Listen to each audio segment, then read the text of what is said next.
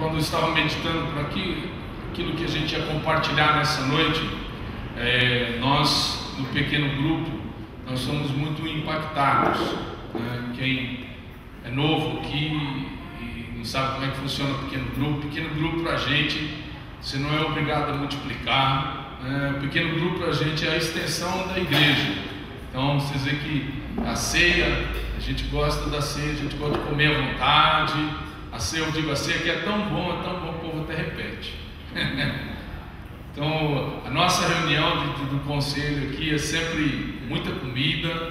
Nós começamos a Sal da Terra, na aliança que foi a sinapse com a Sal da Terra, foi regrada muita comida. Começamos no IBS, né?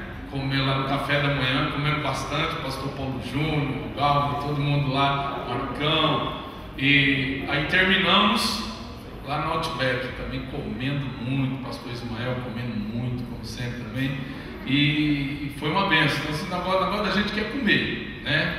Tem alguns casais que logo que casa também já fica, né?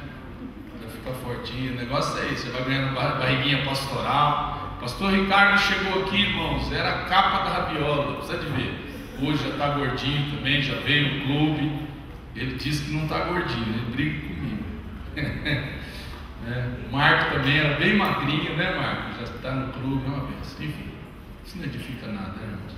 Bom, nós estávamos no pequeno grupo e nós resolvemos passar então um dos filmes que está rodando aí nos pequenos grupos. Hoje é dia de rodízio, então nós, viu, pastor Vitor, já vemos então o nosso filme e agora nós vamos esperar o outro aí para a gente passar. E foi uma bênção, realmente foi uma bênção muito grande e nós podemos depois compartilhar sobre o filme e assim fomos muito chocados mesmo pela história do Samir. E eu queria que a gente pudesse então, pode colocar lá, né, por favor? E nós vamos estar então passando a história do Samir. É rapidinho, é só um flash. Depois a pregação ela vai ser baseada, né, na perseguição que nós sofremos. Então é esse filme aí. Então quem quiser assistir, nós vamos estar passando nas casas. E mesmo depois, né, a hora de terminar, aí se você quiser, tem condição depois levar para casa e a família quiser assistir. Esse daqui tem 57 minutos, assim, é muito gostoso, muito bacana a dinâmica. Pode passar tá com o vídeo já, tá indo. Então nós vamos passar acho que ele tem uns 2 minutos, né? Pode apagar um pouco aqui.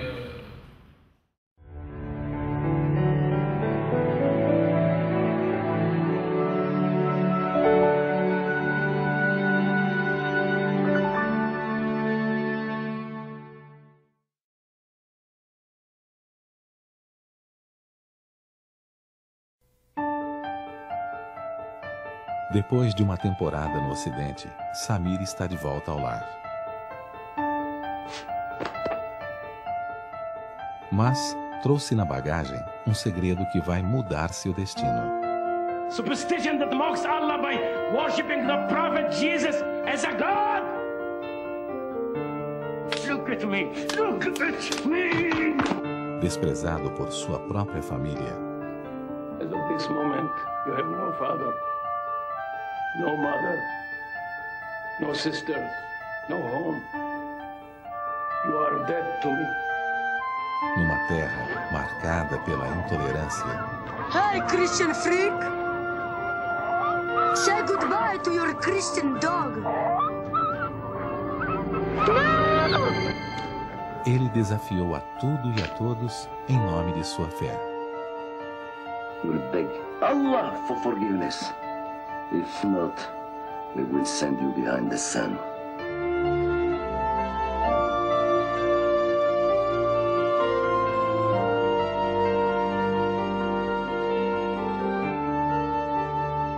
Baseado em fatos reais. Atrás do Sol. Samir, we both grew up with Islam. Maybe I believe, maybe I don't. Just don't get yourself killed. Get out as soon as you can. Atrás do Sol, mais uma produção da missão Portas Abertas que você não pode perder.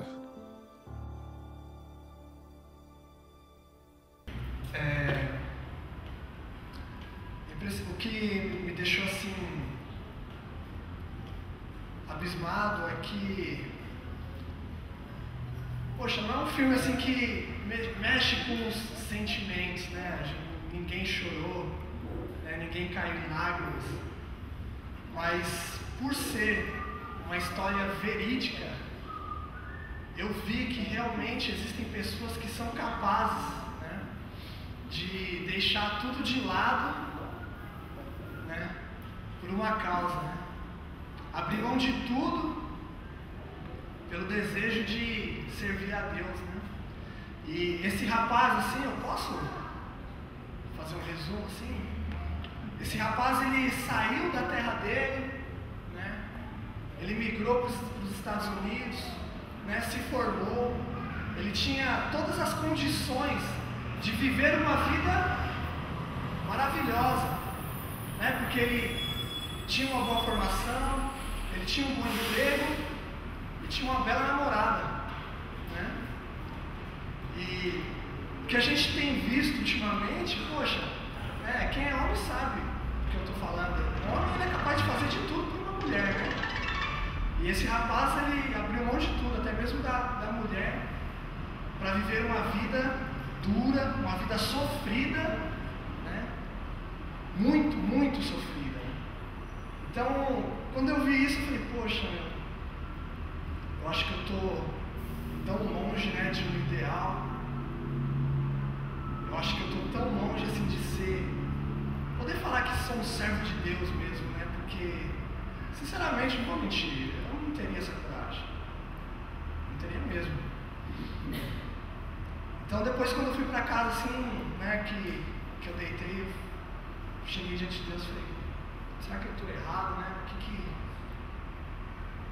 que será que eu devo fazer, né, para mim poder ser um servo, né, fiel, uma pessoa de Deus mesmo? E eu confesso para vocês que demorei para dormir, porque isso me incomodou muito, né? Só que até Deus não dá uma direção, eu vou ficar quietinho aqui, né? Mas, é lógico, é difícil a gente falar sobre isso, porque não só ele, mas teve muitas pessoas, né, inclusive na nossa cidade, inclusive em Minas, que abriram mão de tudo e foram, né? Então cada um tem o seu destino, cada um tem, né, a sua história a seguir, né? Então vamos entregar na mão de Deus mesmo e deixar com que Deus, né, trilhe os nossos caminhos. Só isso, amém?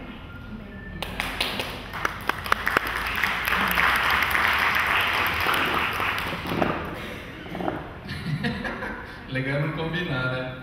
Ela falei agora. Tá ficando bom, Márcio, tá vendo? Realmente é interessante porque, assim, no fim, a perseguição foi segundo plano para ele, né? A perseguição foi segundo plano para Samuel. E eu vou te falar uma coisa, Márcio. Bem-vindo ao clube, porque eu também não teria coragem. E aqui, eu creio que ninguém também teria coragem. E o Samir também, ele também não teria coragem. O que nos dá coragem é o Espírito Santo. O que nos dá coragem de fazer isso? Agora eu vou te falar, Márcio. Se você estivesse no lugar do Samir, você faria a mesma coisa. Porque eu te conheço. E eu sei, né, que você, como servo de Deus, faria. Porque é o Espírito Santo que nos capacita. Porque de nós, quando a gente chega aqui e começa a bater no peito, eu não sei o quê. Esse aí é um abraço. Pode ser na hora que vai chegar, na hora que vamos ver. Vamos lá então?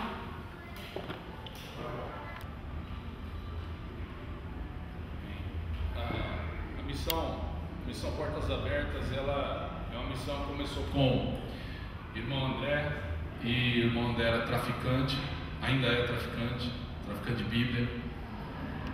E a missão dele é levar a Bíblia onde não entra a Bíblia, onde é proibido, né? Então as pessoas acabam pagando com a própria vida.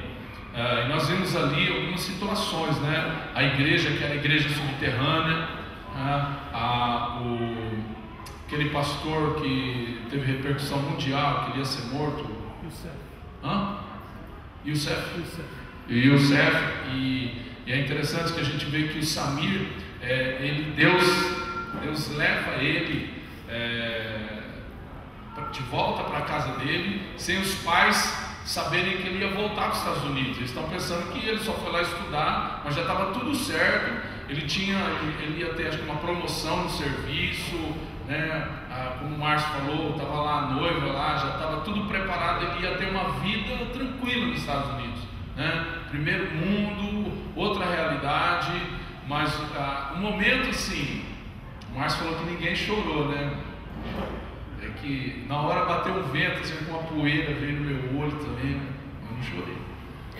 Mas aquele momento, a hora que esse momento que o pai dele está batendo nele, eu achei interessante. Ele não ficou questionando, ficou tentando, ele deixou simplesmente, ele não questionou. E aí ele saiu pela rua e foi mendigar mesmo. Não tinha comida, saiu para lá e para cá. Mas eu acho interessante no filme é quando o Espírito Santo vai falando com ele. Aquele momento que eles iam matar o cachorrinho do menino, que era cristão, ele intervém na situação. E ele vai vendo aquele menino que não negou, ia morrer o cachorrinho, e ele estava ali, ele não negou, então aquilo dali marcou muito ele. Então assim, ele teve situações que ele foi sendo marcado, e eu creio que aquilo que foi o Espírito Santo foi fortalecendo o coração dele, para que então no final ele tomasse a decisão, né? E aí, naquela decisão, eu creio ali, que ali foi que arrepiei mesmo, que ali eu falei, puxa vida, ele foi entendendo, o Espírito Santo foi fazendo ele lembrar as coisas, e ele vendo, né, que ele ia ter que deixar tudo aquilo que ele tinha de bom para trocar pela perseguição, e ele fez isso, né? Então assim, foi um exemplo para a gente. Ele foi, vai ficar só uma semana. Ele foi, já tinha lá, só uma semana ele ia ficar, bem lembrado, né? E quando estava dando o momento dele ir embora, que ele viu tudo aquilo, aquele pastor, porque Deus levou ele para lá, aquele pastor e o Youssef ia morrer, e ele era um ícone ali, né, da evangelização, e ele foi preso porque ele pregou o evangelho. Nós vamos ver hoje aqui que aconteceu nessa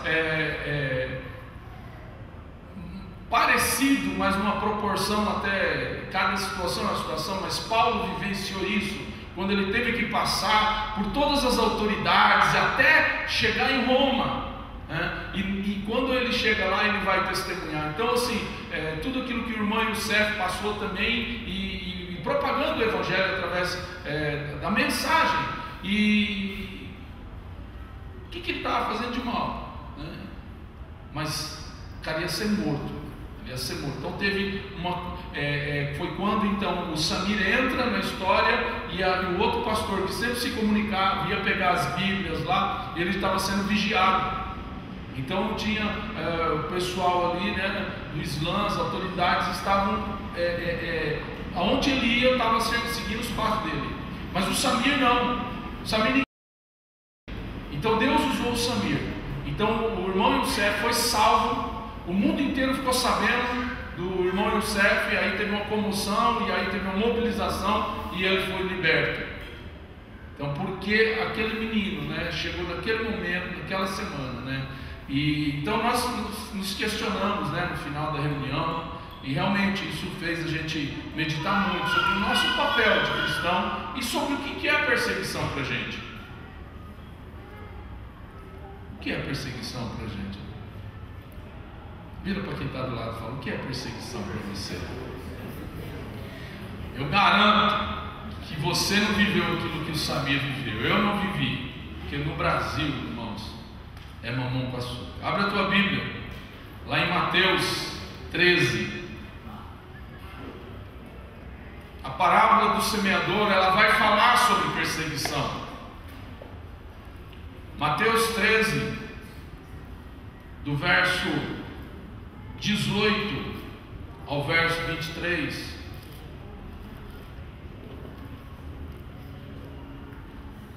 Quem quer ganhar um galardão aí? Uma aguinha para mim, por favor.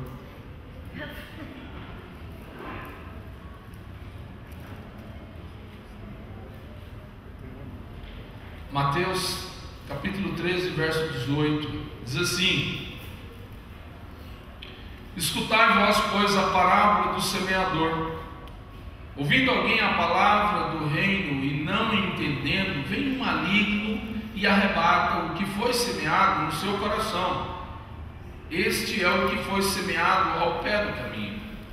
Porém, o que foi semeado em pedregais é o que ouve a palavra, logo a recebe com alegria, mas não tem raiz em si mesmo.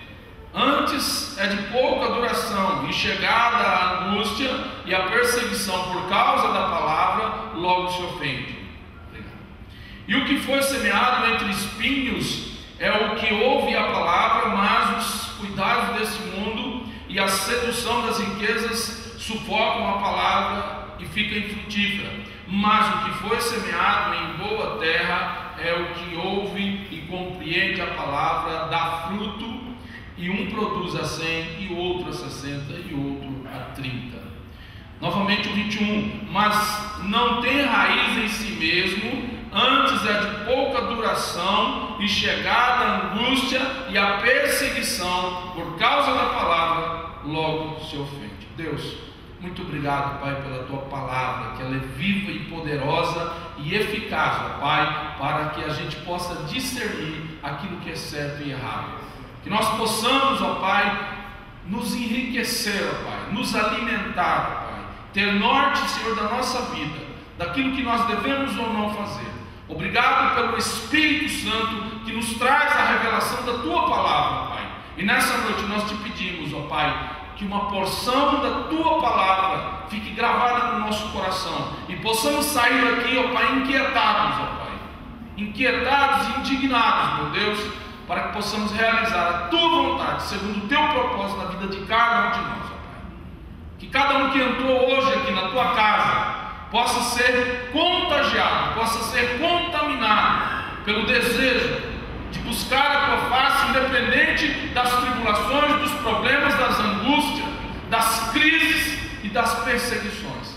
Fala conosco, Teu Espírito fala, não o homem, para a glória do Teu nome, que nós te pedimos e agradecemos. Amém. Queridos,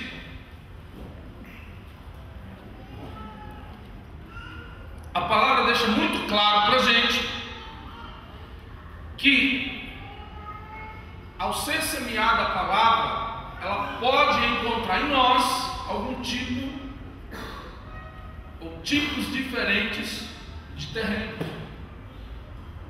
Então, dependendo de como é proferida a palavra e de como está o nosso coração, é que essa palavra ela vai ganhar vulto. Nós vemos aqui que no primeiro momento é aquela palavra que ela é jogada à beira do caminho.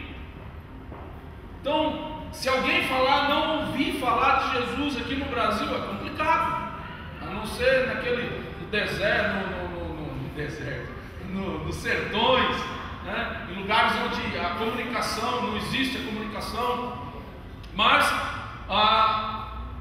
se falar em termos de São Paulo, todo mundo já ouviu falar de Jesus. Mas como ouviu? E quem é esse Jesus? E quem é esse pregador? E quem é esse mediador da palavra? Independente seja um pregador, seja um pastor, né? Ou seja uma pessoa que nunca foi para a escola. A eficácia da mensagem não tem a ver com quem, ou com o arcabouço do conhecimento de quem está levando, mas sim a veracidade.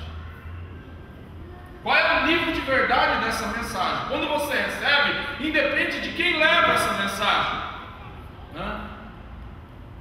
A questão é a mensagem. A questão é a mensagem.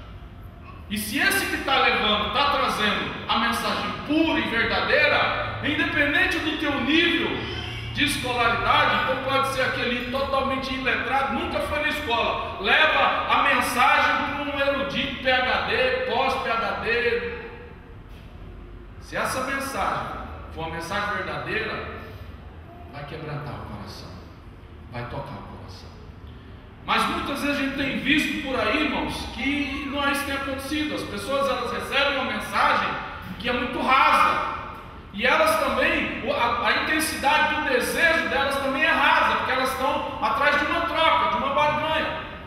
E se a intensidade dessa mensagem ela não for a mais pura, o possível e verdadeira, essa decodificação daquilo que é Jesus, né? Nós recebemos um Jesus e nós vamos passar esse Jesus. Então, quanto mais esse filtro for limpo, quanto mais nós nos desvencilharmos do nosso eu, né, da nossa cultura, da nossa história, é que nós vamos conseguir passar um Jesus mais puro e cristalino. Mas como, pastor? Está querendo dizer que tem vários tipos de Jesus? Não, tem um Jesus só. É que nós, como pessoa, nós temos uma história, nós temos uma vivência, nós temos uma cultura, uma tradição. E quando nós recebemos esse Jesus, é um trabalho de desconstrução do nosso eu e daquilo que nós trazemos da nossa cultura, de um bojo que a gente carrega. E quanto mais a gente se desfazer disso, nós vamos levar uma mensagem pura e verdadeira. E a pessoa que vai receber, vai ficar muito mais fácil dela entender quem é esse Jesus. Muitas vezes a gente vê uma mensagem muito complicada, né? Uma mensagem já é difícil, a palavra em si, né? Aliás, a tradução, por isso você tem a linguagem, a Bíblia Viva, você tem a linguagem de hoje, agora você tem a NVI, né? Antes a melhor assim, que era essa daqui, é atualizada, né? Se você tem a revista e corrigida, e aí você tem uma série de versões que você vai ver algumas diferenças de palavra. Então as mais antigas era aquela coisa muito rebuscada, aquelas palavras assim muito difíceis. Então até nisso, na tradução, foi ficando mais acessível às pessoas que não têm um nível de vocabulário mais rico, né? A quantidade de palavras que tem no seu vocabulário não é tão grande. Então quanto mais limitado, fica mais difícil o entendimento. Isso é um fato. Mas o que a palavra está dizendo aqui, e o que eu quero extrair nesse momento aqui é o seguinte: vai ter um momento que nós vamos passar por perseguição. O que ele está dizendo aqui, o que Jesus fala aqui é o seguinte: todos nós vamos passar por perseguição. Então, vai chegar um momento que a palavra que foi semeada em você, o Jesus que foi semeado em você, vai ser um momento que você vai ser questionado na tua fé. Quando que vai ser isso? Eu não sei. Talvez seja instantâneo. Talvez já vão debochar de você na hora. Mas esse negócio de agora você é crente, você sempre foi católico, você sempre foi espírita, você sempre foi isso, você sempre foi aquilo. Como é que agora você está? Então, a pessoa que não tem o entendimento, então para ela é uma briga de religião, e não tem nada a ver. Agora vai lá em Mateus 5, vai um pouquinho para trás.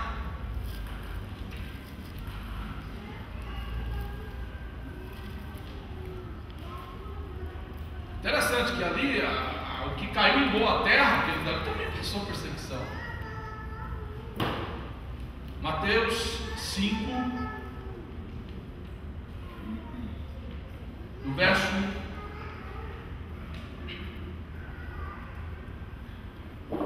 1 ao 12. Mas ele vai falar das bem-aventuranças. Jesus ele chega e chama a multidão para falar sobre as bem-aventuranças, ou seja, a alegria do cristão. Quem é o cristão que vai receber alegria? Quem é o bem-aventurado? Quem é o alegre? Eu quero ir lá no 9, no 10, aliás, direto. Vai falar de várias pessoas que são bem-aventuradas. Mas aí no 10 ele fala: bem-aventurados que sofrem perseguição por causa da justiça, porque deles é o reino dos céus. Bem-aventurados sois vós, quando vos injuriarem e perseguirem e mentindo disserem todo o mal contra vós, por minha causa. Exultai e alegrai-vos, porque é grande o vosso galardão nos céus, porque assim perseguiram os profetas que foram antes de vós. Vira para quem está do lado e fala assim: ó, os profetas foram perseguidos.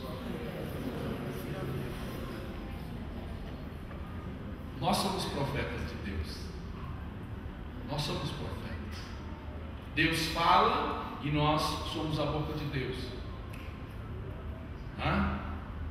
Jesus, ele era profeta e ele era sacerdote. Então nós temos a figura também como profeta e como sacerdote. Qual é a diferença do profeta e sacerdote? O profeta é aquele que Deus fala, ele como receptor leva a mensagem para o povo. E o sacerdote? O povo fala para o sacerdote, ele como receptor do povo, ele leva para Deus. E o sumo sacerdote era aquele que era o único que entrava no Santo dos Santos. Outra figura também, porque Jesus é o sumo sacerdote. Nós somos os seus sacerdotes. Ele é o sumo sacerdote. Mas agora nós não entramos, não precisamos mais do sacrifício. O véu foi rasgado. Então nós temos esse papel de sermos sacerdotes do povo, daqueles que perdem, e nós clamamos, e nós intercedemos a Deus. Eu não sei como é que tem sido a experiência do Ricardo, né? Nós estamos numa campanha aí, não, tchauzinho, Ricardo. Nós estamos numa campanha, o Ricardo veio falar comigo e tal, e aí a gente entrou num desafio, ele me desafiou, e aí eu falei, amém, vamos embora. E nós estamos aí, nós vamos 7 semanas no monte. A segunda a gente estava que nem. Olha, caía uma chuva que Deus mandava e a gente lá, e aquele. Irmãos, nunca vi tanto crente louco, tanto crente maluco, o povo tudo molhado, encharcado, não queria ir embora. E orando, mas tem sido uma bênção. E aí na sexta-feira, quando eu fui orar assim, eu fiquei parado lá, eu falei, meu Deus, né? Como é que eu vou fazer agora, né? Não tem uma liturgia, não levei a liturgia no monte, né?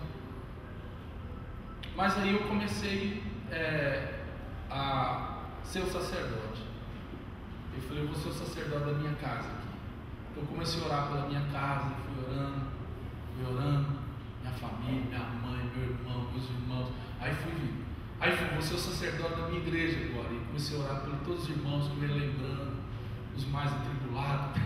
Ele vai lembrando os que está com enfermidade, que está passando, está desempregado, e a gente vai clamando, cada um. E aí foi indo até, né? Aí você vai no serviço, aí você vai no você vai ser um sacerdote. Irmãos, eu falo para você, tá, é outra coisa. E é tão louco assim. Eu sei que esse irmão aqui já foi no monte, não vai por isso.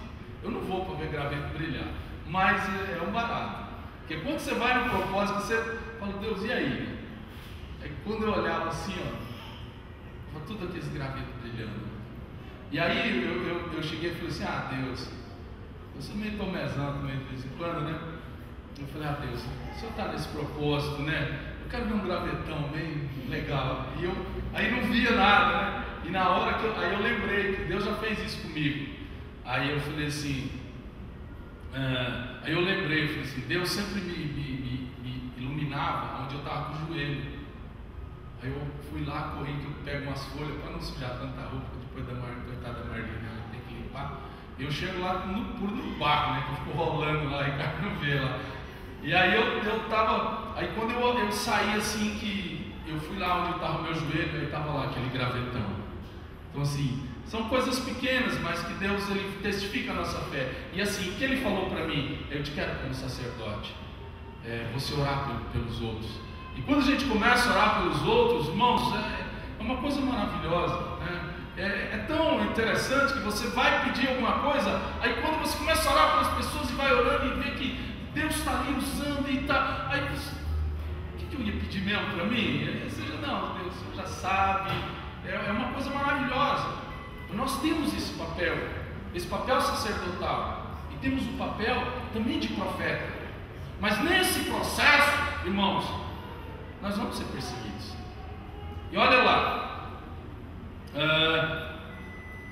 eu quero colocar então 7 fatores, pode passar, importantes. Aí eu comecei a buscar e, irmão, não são, esse número não é fechado, mas foram esses alguns pontos que eu achei interessante para a gente compartilhar aqui, que eu entendo como que a gente precisa considerar.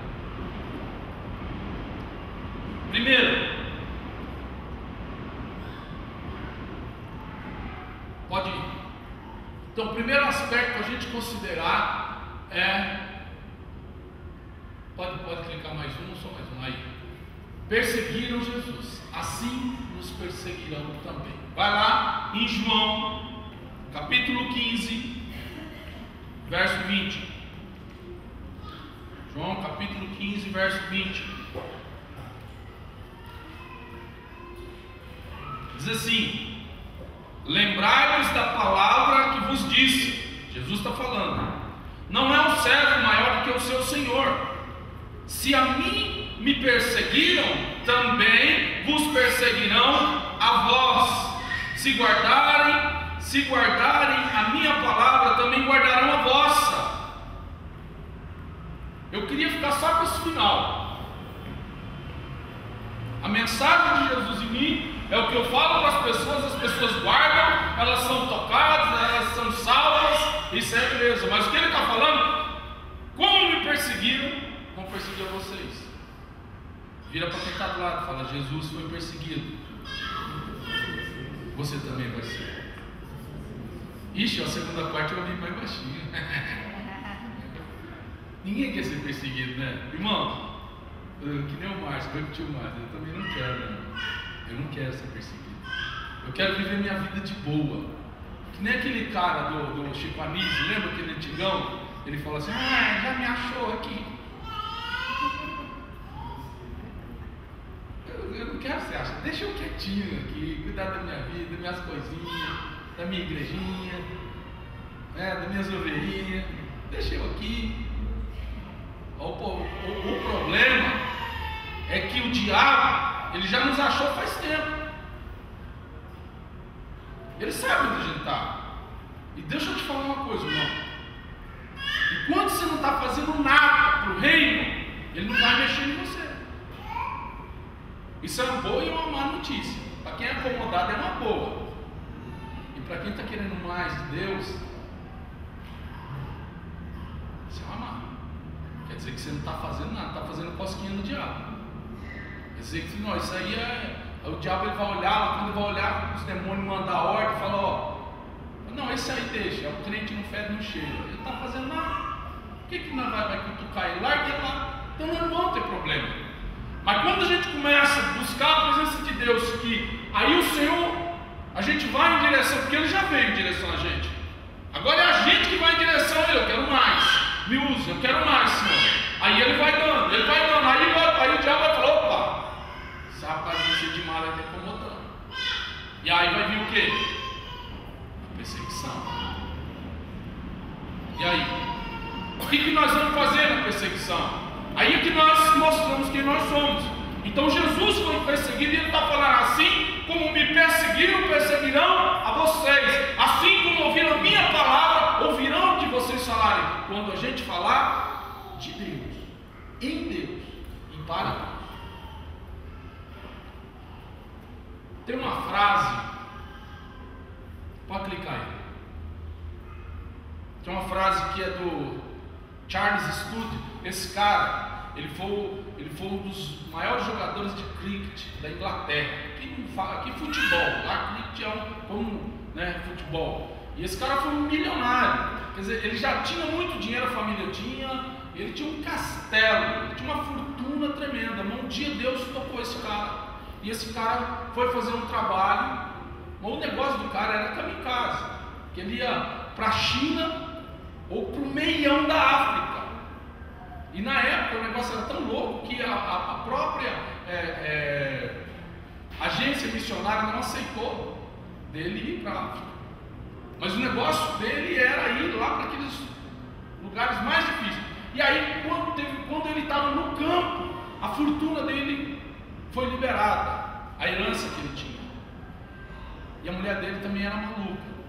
E aí ele falou: tudo que eu ganhar, eu vou dar para missões. Aí quando chegou, que ele ganhou tudo, que veio a herança dele, e aí ele chegou e falou para a mulher: vamos guardar uma parte aqui que a gente, por causa disso, por causa daquilo, que a mulher dele falou: não, você falou tudo. Eita! E foi tudo. É um cara que tinha um coração na obra, e ele tem essa frase dele que é muito forte, que diz assim: Se Jesus Cristo é Deus e morreu por nós, então nenhum sacrifício por Ele pode ser grande demais para mim. Então, se você lesse isso daí e fala, nossa, que bonito. Mas não, queridos, eu no seminário, eu tive que a gente tem alguns livros assim, e tem um livro que eu li, que era A Vida de Charles Studd. Então, por isso que eu conheço um pouquinho da história dele, mas assim, eu fui muito marcado, né, por esse cara também, a abnegação dele. Então, ele falar isso daí, o cara tem respaldo. O cara largar a fortuna aí, lá no livro tinha o castelo, a foto do castelo. Meu Deus, o cara deu esse castelo, deu tudo para ir tomar conta de vida no meio da África. E quando eu falo África, não é Moçambique, não é África do Sul, não. Aí é Teteia. Falando de Sudão, Quênia, Zaire, é aqueles lugares assim que a coisa é feia, né? E esse cara, ele fez isso. Então os caras, como é que você fez isso? Ele está dizendo, se ele morreu por mim, não tem nada que eu faça que vai suportar isso. E outra coisa, pode ir. 2 Timóteo vai testificar aquilo que nós já falamos aqui. 2 Timóteo 3,12. Abre lá. O apóstolo Paulo manda uns conselhos do seu discípulo Timóteo, menino, novo. E eu não sei se ele está incentivando, se ele está abrindo os olhos de Timóteo. Timóteo. É bicho grosso. 2 Timóteo 3,12.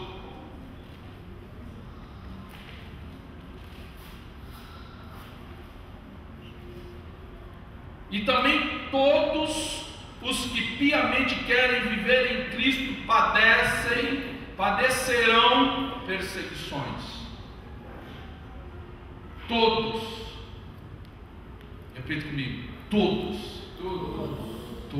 Todos quer dizer eu, você. É que nem Jesus amou o mundo de tal maneira que deu seu Filho para que todo aquele que nele crê não pereça, mas tenha a vida eterna. Oh, beleza. Esse todo eu estou dentro. Agora, na perseguição, eu tinha que estar aqui no meio. Todos. Então, nós vamos ter perseguição, irmãos. Nós vamos ter perseguição. Não adianta a gente querer fugir disso. Qual é o nível de intensidade? Não sei. Aí é outra coisa. Qual é a proporção? De onde vai vir? Não sei. Mas o fato é, nós vamos ter perseguição. E a gente tem que estar preparado. Segunda coisa a gente considerar, vai lá. Somos perseguidos por pessoas que pensam que estão a serviço de Deus. Olha lá, vai lá em Atos, capítulo 26, verso 11.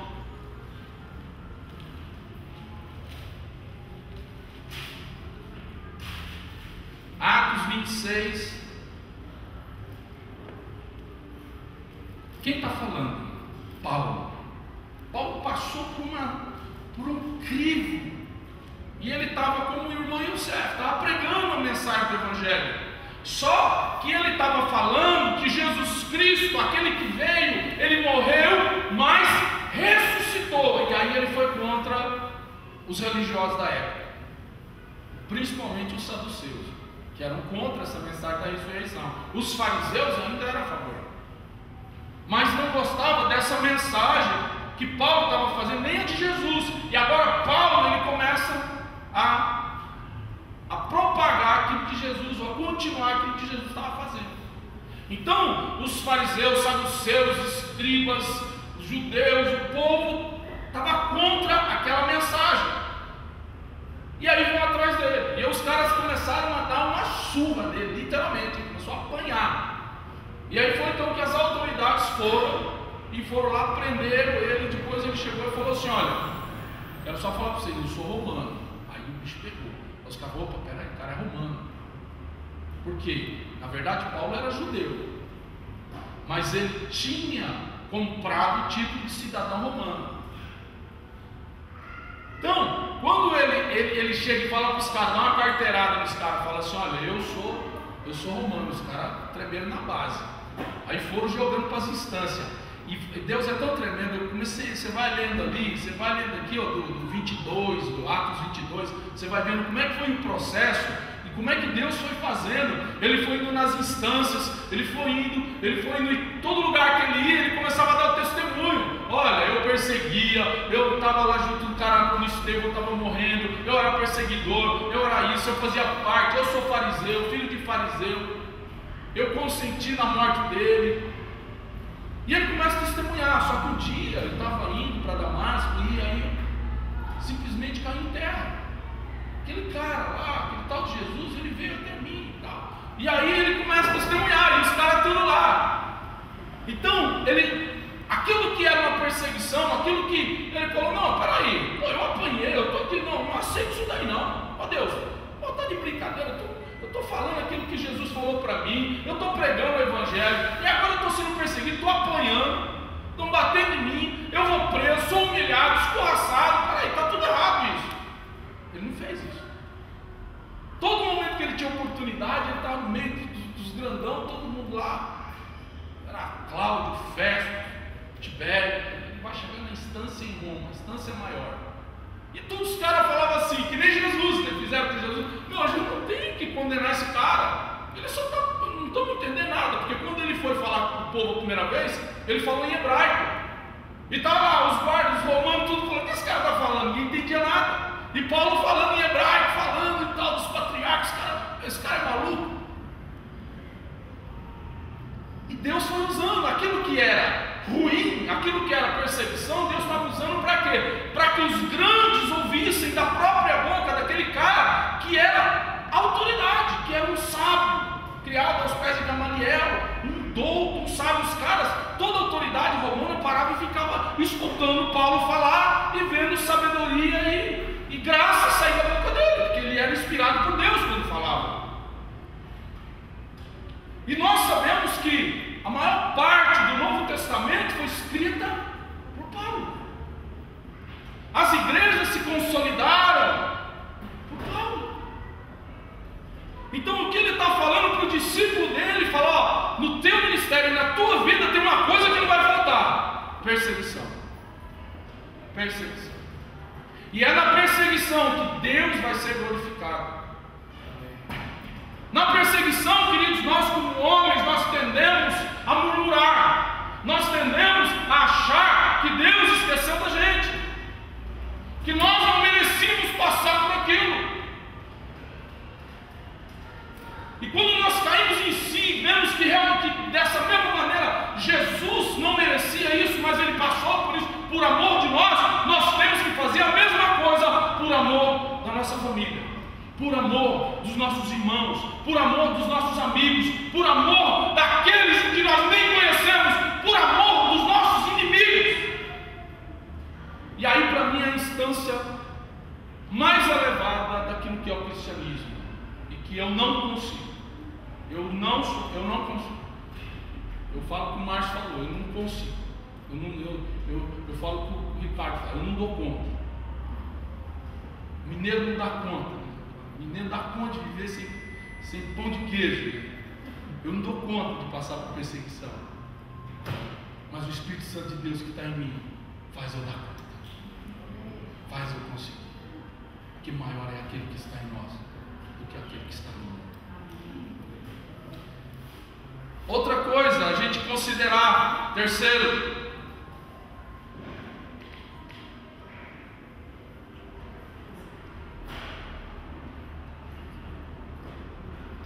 nós podemos ser perseguidos pela nossa própria família. 1 Tessalonicenses 2,15, é esse? Isso, vai lá, 1 Tessalonicenses 2,15, carta do apóstolo Paulo à igreja de Tessalônica.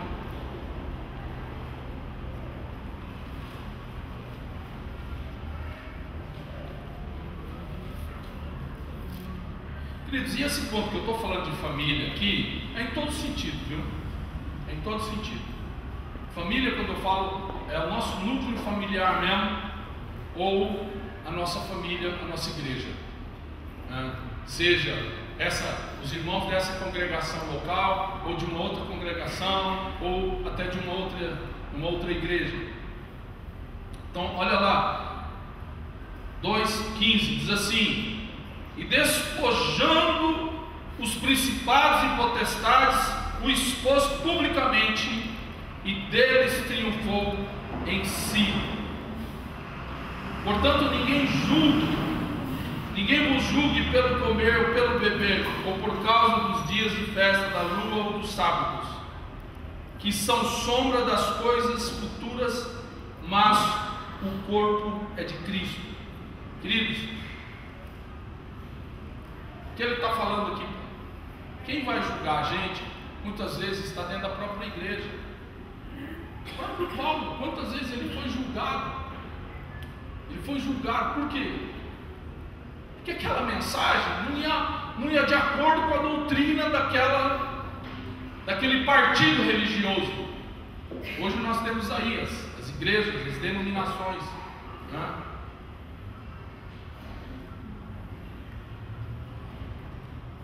Tem gente que pode, graças a Deus, queridos, eu não tive problema de voltar à minha profissão antiga. Até hoje eu não tive assim, maiores problemas. Eu até achei que teria, né? Quando eu voltei a tatuar, eu falei: eu vou ter problema, Deus me ajuda. Foi uma decisão muito difícil, né? No começo, quando eu voltei, né, Ricardo Débora estava no início lá, os irmãos, né? Não sei se você já estava lá. Então assim, foi muito difícil para mim voltar a tatuar aquilo que eu tinha falado: não, isso aqui não quero mais para mim. Irmãos, alguns aqui que me conhecem sabem, eu sou chamado muitas vezes em alguns lugares para falar sobre tatuagem. Tem vezes que eu não vou. Fala, me chama para pregar o evangelho, mas eu não vou ficar indo em igreja para falar do evangelho. Esses dias eu fui no seminário que eu estudava e eu fui falar num local aí, lá em Jundiaí, fizeram um programa, ia falar de tatuagem. Aí eu perguntei para o seminarista lá: e aí, como é que foi lá a repercussão? A repercussão foi, claro, que você, logo que começou, você já pegou o microfone e falou que a igreja está perdendo tempo de ficar falando de tatuagem, tem tanta coisa para tratar. Você já quebrou o programa, né? O programa era sobre tatuagem e você me fala isso, né? Mas aí a gente começou a trabalhar uma série de coisas e eu falo, tem vezes que eu já fui chamado por muitas igrejas aí, irmãos. Não vou, eu não quero, eu não faço apologia. Eu não faço apologia. Estou falando aqui, os irmãos que me conhecem, sabe por que eu falo sobre tatuagem? Eu não falo, é uma coisa que eu tenho até dificuldade, né? E as pessoas, eu nem fico, se for ler alguma coisa, ver alguma coisa, complicado. Até quando teve a Vejam Só, lá da HIT, né? Eu até cheguei a ver algum comentário lá, né? Claro, você tem um monte de gente aí que vai falar: o cara não está servindo a Deus, porque as pessoas muitas vezes estão preocupadas com o estereótipo, estão olhando, né, só a capa, né? Então não sabe o que tem dentro, não interessa. Então muitas vezes as pessoas, nós vamos ter perseguições por alguns motivos plausíveis. Agora outros, quando a gente, eu puxei a palavra lá, né? Então, agora outros, você fez nada. É extremamente ruim, é extremamente incômodo. Agora, quando aquela pessoa é teu irmão, é da mesma fé, é da tua família. Nossa, eu fiquei imaginando, e foi tão forte aquela cena lá do Samir com o pai dele, e ali a gente sabe que são atores, mas foi muito forte, diz que dava uns tapas bem. Você imagina, né? Você apanhando do teu pai. Imagina se fosse eu, meu pai batendo em mim, ele estava batendo assim, né? Meu pai é pequenininho. Mas também tem uma mãozinha de pedreiro. Pensa assim, apanhar na cara do teu pai, porque você simplesmente encontrou um caminho, né? Que bom para você. No caso dele, ele encontrou o caminho, né, do Samir. E aí você ser humilhado, e vocês vão ver o filme, quem não assistiu vai assistir. Quantas perseguições, os amigos abandonaram, a família abandonou, os irmãos, pai, mãe. Como é terrível, né? Imagina como é que fica, né? Como é que a gente fica por dentro. Eu não sei, eu não passei por isso, eu não tenho a dimensão disso, da minha família. Pelo contrário, minha família queria que eu me convertesse logo. Mas eu já vi casos de alguns irmãos que se converteram e começaram a receber perseguição dentro de casa. Então, queridos, isso pode acontecer e a gente tem que estar preparado. Quarto fator a gente deve considerar é que nós temos que abençoar os que nos perseguem. Abre lá em Romanos capítulo 12, 14.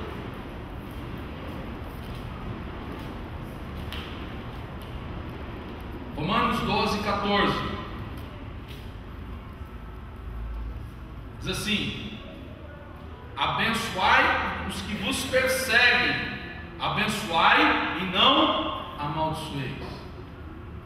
Vira para quem está do lado e fala assim: você tem que abençoar os que te perseguem. Você tem que abençoar os que te perseguem. É difícil, hein? Pessoas te perseguindo, falando mal de você, lá no teu serviço, começa a pegar no pé. Isso aqui é isso. E o que você vai fazer? Como homem, o que a gente tem que fazer? Tentar provar que aquela pessoa está errada, que eu sou um funcionário competente, que eu sou uma pessoa boa, que eu sou isso, que eu sou aquilo. Mas a palavra diz o quê? Que nós temos que nos justificar. Amém? Não. Nós temos que abençoar. Primeira coisa que a gente fala é querer se justificar, querer dizer que está errado, está perseguido, está errado. Mas a Bíblia fala que a gente tem que abençoar, profetizar a bênção. Como é difícil, irmãos. Falar aqui é mamão com açúcar, né, Fernando? Mas na hora que a gente está sofrendo, a pessoa está falando, injuriando a gente. Oh, não, amém. Não, Deus te abençoe. Mas você ali como homem, você está querendo falar um monte de coisa, você está querendo soltar os cachorros. Mas a palavra diz que a gente tem que abençoar. Quinto ponto, para a gente considerar, nós temos que orar pelos que nos perseguem. Abre a tua Bíblia em Mateus 5, 44. Mateus 5, 44. Diz assim: eu, porém, vos digo, Jesus falando, amai a vossos inimigos, bendizei os que vos maldizem, fazei o bem aos que vos odeiam, e orai pelos que vos maltratarem e vos perseguirem. Vira para quem está do lado e fala assim: você tem que orar porque te persegue. Beleza, até você abençoar, né? A pessoa fala, você começa a condicionar. A pessoa falou, você, está abençoado. Não é só isso não, viu, irmão? Está abençoado. Não, você tem que declarar a bênção mesmo na vida da pessoa, né? Pedir para o Espírito Santo te ajudar ali para você. Não, é difícil o negócio, né? Porque é não falar besteira e falar, né, coisas boas. Difícil. Orar. Orar quer dizer, você ainda vai gastar um tempo com essa pessoa. Misericórdia, viu? Vou orar pelo neto, que está aquela plaquinha. Ô neto, está errado seu relógio, viu? Sexto ponto a considerar, só tem mais dois. Temos que suportar a perseguição com paciência. Olha lá, 1 Coríntios, capítulo 4, 12. Isso é tudo coisa que o Paulo está falando. Ele é catedrático em perseguição. 1 Coríntios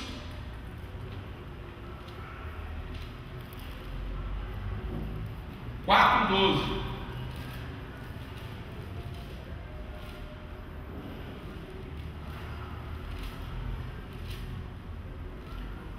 Diz assim: e nos afadigamos trabalhando com as nossas próprias mãos, somos injuriados e bendizemos, somos perseguidos e sofremos. Tem uma versão que fala assim: e suportamos. E suportamos. Então aí o sinônimo aí do suportar é sofrer. Então a gente entende também que o sofrimento na vida do cristão faz parte para a nossa própria edificação e daqueles que estão com a gente. Eles são edificados no nosso sofrimento. Parece loucura, mas é. Nós somos edificados no sofrimento de Jesus. Não o sofrimento pelo sofrimento, mas o sofrimento com causa, o sofrimento que frutifica. Você pensa, você fala assim, nossa vida, mas puxa vida, eles passaram por tanta coisa, por tanto sofrimento, e estão aí, e não negaram, e estão firmes, e agora Deus está honrando. Queridos, eu creio que até mesmo antes da bênção vir, no meio do sofrimento, as vidas são abençoadas por nós, pela nossa persistência, pela nossa esperança. E última coisa a considerar, o sétimo, é que quando perseguidos, não seremos desamparados. 2 Coríntios 4:9, olha lá.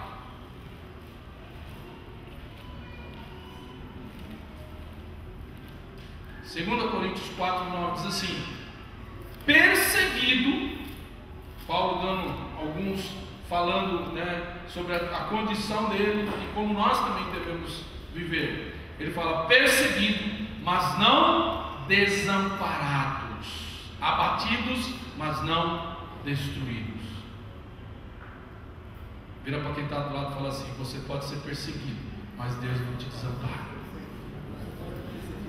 Deus não te desampara. Amém? Tem uma frase de Benjamin Fernando, escritor, que diz assim, pode passar: a perseguição é um dos sinais mais seguros de autenticidade do nosso cristianismo. É a perseguição que vai mostrar que nós somos cristãos mesmo, que vai dizer, não, esse aí é cristão, esse passou, continuou, o diabo não veio e levou, esse aí foi semeado dentro do caminho. Não, esse aí é cristão, esse tem a marca da promessa, esse é diferente, é isso que eu quero. Esse Jesus aí que você está vivendo, é isso que eu quero para a minha vida. Para a gente refletir. Pode passar outra. Peraí, vai devagar. Primeiro então, como temos agido quando nos perseguem, seja na nossa família, amigos, irmãos, ou religiosos, pessoas que acham que estão servindo a Deus, seitas, enfim, seja lá quem for. Como é que a gente age? Os nossos inimigos. Nós temos abençoado os nossos perseguidores, nós temos orado pelos nossos perseguidores, nós temos suportado essa perseguição com paciência. A gente tem murmurado, a gente tem se indignado, questionado a Deus se Ele nos abandonou. E nós de fato acreditamos que Ele está com a gente. Fica de pé.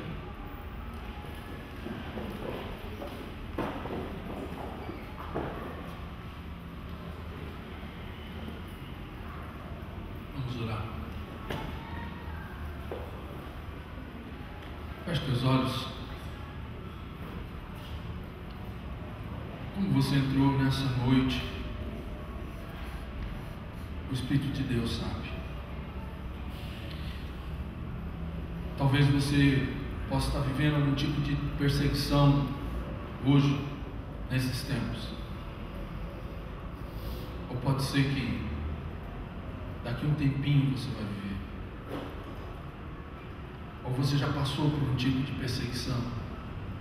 O fato é que aquilo que a palavra nos fala é que a perseguição, ela faz parte da vida daqueles que acreditam que Jesus Cristo veio ao mundo como homem, sofreu, passou por humilhações, escárnio, abandono, sofrimento, dores, frio, fome, aquele momento em que ele estava no madeiro, sofrimento que ele não merecia, mas ele passou por nós, para que hoje, milhares de anos depois, nós estivéssemos aqui, desfrutando daquilo que foi o seu sofrimento, Queridos, pode ser que você está passando por um momento de sofrimento e de perseguição, para que os seus filhos sejam abençoados, para que eles vejam nas suas atitudes a sua fidelidade e possam contemplar Jesus Cristo através dos seus atos.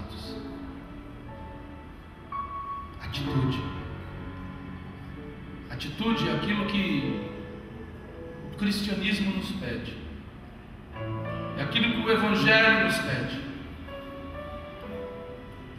Boas novas, boas novas. Em meio ao sofrimento, às dores, às lutas, às privações, ao escárnio, à zombaria, à difamação, à calúnia, à injúria, a glória do Senhor está sendo manifesta. A graça do Senhor, a graça de Deus nas nossas vidas, que nos tem renovado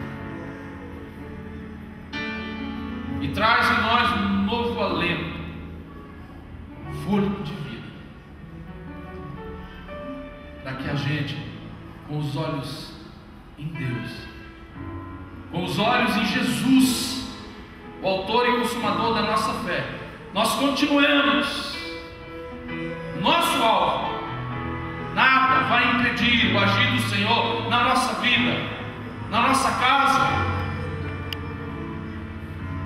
Aquilo que o Senhor prometeu, Ele há de cumprir.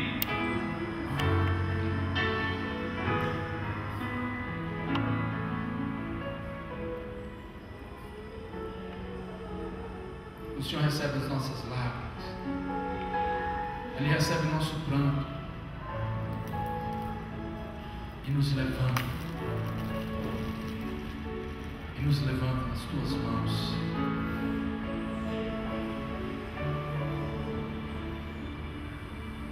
Entrega diante do Senhor aqueles que têm te perseguido, seja onde for, seja quem for, seja como for.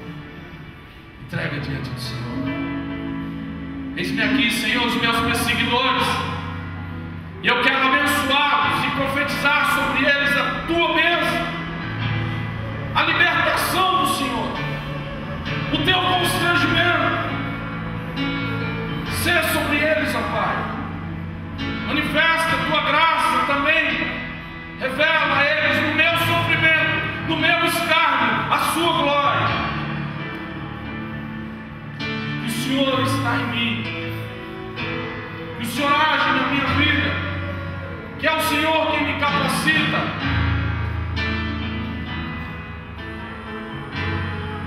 Em nome de Jesus, entrega ao Senhor a sua vida, o seu trabalho, o seu ganho. Entrega ao Senhor seus estudos, suas perspectivas, seus sonhos. Porque em meio à perseguição, o Senhor vai honrar aquilo que Ele começou na sua vida. Em nome de Jesus. Deus, nós te louvamos, ó Pai. Te louvamos, ó Pai. Te louvamos por Jesus Cristo, Pai, nosso exemplo maior. Te louvamos, ó Pai, por pessoas como Paulo, meu Deus, que sofreram e foram perseguidos, e nos deixam um legado, meu Deus, de fé, de autenticidade, Pai, de legitimidade, meu Deus. Fortalece as nossas vidas, fortalece, Pai, o nosso ser, fortalece a cada um aqui, ó Pai, para que no dia da injúria, da perseguição, possa lembrar da tua palavra. E assim como Jeremias foi perseguido, humilhado, ele clamou a Ti: traz à memória aquilo que me dá esperança, Pai. Que o Senhor possa trazer à nossa memória a cada dia aquilo que nos enche de esperança, para que possamos continuar, meu Deus, para que possamos ser colunas da nossa casa, para que possamos ser baluartes do Senhor, instrumentos do Senhor, vasos nas tuas mãos.